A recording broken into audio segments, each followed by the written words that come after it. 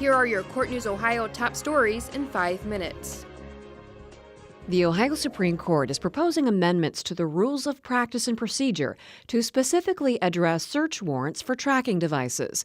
The current Criminal Rule 41 does not make a distinction between searching property and installing a tracking device, and the new rules would establish important limits in this area. Delaware Municipal Court Judge David Gormley heard a concern from law enforcement about the rule's 3-day limit to install the tracking device. You got just 3 days to execute a search warrant, and typically that works fine for your standard search warrant going into a house looking for drugs or whatever the cops might think is there. But on these tracking devices, usually it's something they're attaching to the bottom of a vehicle. They aren't always able to get that attached. Under the proposed rule amendments, law enforcement would be given 10 days to install the tracking devices, which Judge Gormley says would bring Ohio's rule in line with a similar federal rule that's been in place since 2006. Property search warrants would stay at the 3-day time limit. The rule would also establish a new requirement that law enforcement notify the subject of the warrant within 10 days after the surveillance is complete. It's not lessening the standard that the law enforcement officer has to meet. It's not changing what the judge is looking for in making his or her decision about whether or not to allow this tracking device to be attached. It's just giving that law enforcement officer an extra few days to get the tracking device attached, so that they can do it at a time and place when they feel it's safe for them to do so. Public comment on the proposed amendments will be accepted until March 5th. The Supreme Court can revise and file the amendments with the General Assembly before May 1st. The Ohio Supreme Court's board that investigates and prosecutes complaints of misconduct by Ohio's attorneys and judges substantially reduced its active pending caseload, according to its 2013 annual report. For a second consecutive year, the board was able to reduce its pending caseload by more than 25%.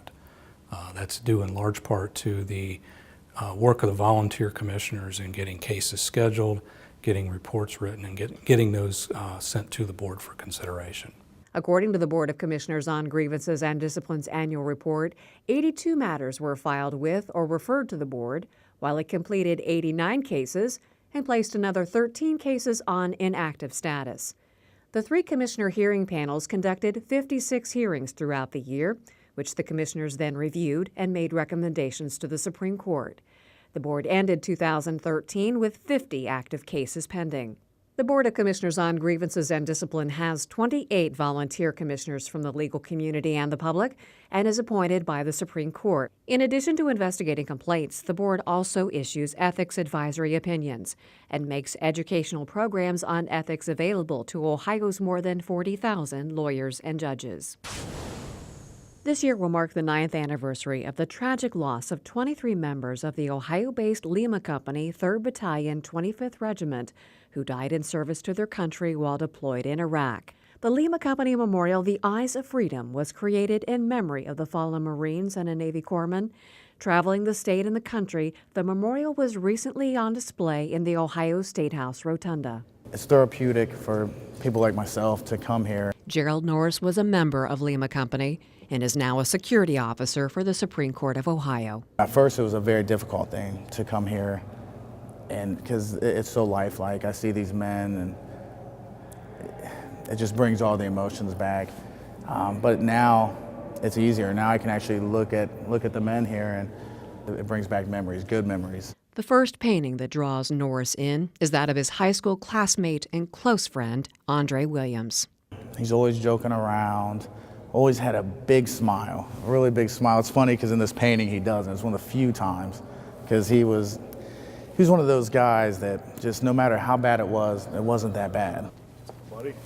Another member of Lima Company, Mike Straley, is now director of the memorial's nonprofit organization. We travel the entire country with the mission of reaching veterans and helping them with closure, to heal a little bit, maybe just a time to, remember the military, remember their service. Either way, it always leaves them better than when they walked in. That's a look at Court News Ohio's top stories. Visit courtnewsohio.gov for the latest headlines on Ohio's courts. You can also follow us on Facebook and Twitter.